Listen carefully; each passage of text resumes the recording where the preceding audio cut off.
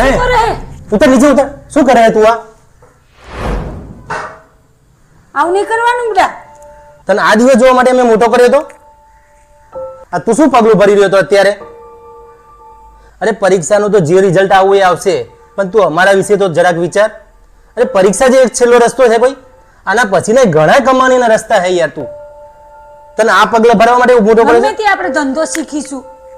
ચિંતા ના કર, તારો બાપ બેઠો છે હજી, અને મહેરબાની કરી તું આ પગલું ના ભરતો. તારો બાપ નહીં જીવી શકે હવે. ખર્ચા કરું છું એના મતલબ એવું નહીં કે તું ચિંતા કરે કે પપ્પા આટલો ખર્ચો કરે, પાસ નહીં થવું તો શું થશે. અરે ભલે જે થવું એ થશે.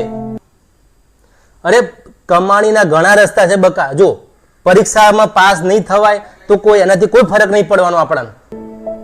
બીજી વાર ટ્રાય કરશું, ત્રીજી વાર ટ્રાય કરશું, પાસ તો થઈ જવાશે કે નહીં? અરે નહીં થવાય તો બીજો ઘણો કોઈ રસ્તો આપણે વિચારી લઈશું. કમાણીના ઘણા રસ્તા છે,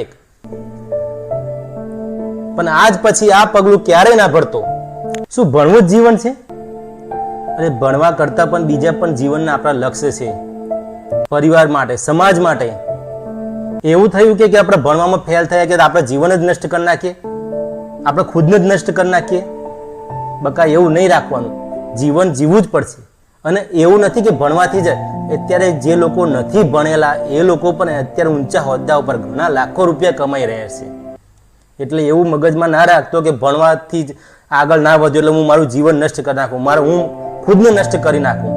જીવનમાં આગળ વધવું છે તો ગમે તે કરીશું, પણ છેલ્લો રસ્તો કદી આ રસ્તો નહીં વાપરવાનો, અને કદી આ રસ્તો મગજમાં નહીં લાવવાનો.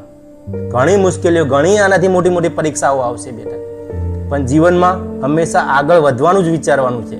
કંઈક ના કંઈક રીતે બીજા પ્રયત્નો કરીશું, પણ કોઈ દિવસ કોઈ બીજો ખોટા રસ્તે કે ખોટો મગજમાં વિચાર ના લાવતો.